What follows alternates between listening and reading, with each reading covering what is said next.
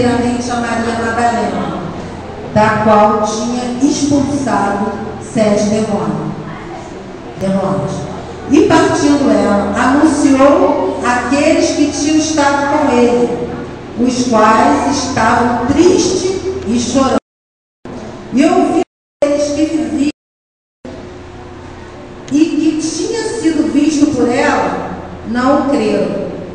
E depois manifestou-se noutra forma a 2 deles, que iam de caminho para o campo.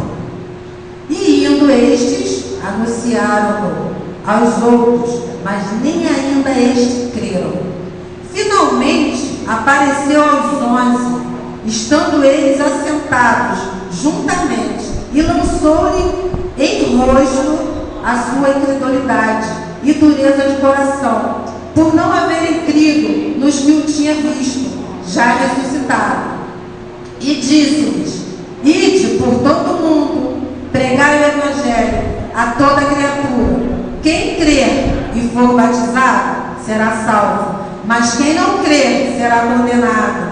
E estes sinais seguirão aos que crerem. Em meu nome expulsarão os demônios, falarão novas línguas, pegarão as serpentes, e se beberem alguma coisa mortífera, não lhes fará dano algum, e porão as mãos sobre os enfermos e os curarão.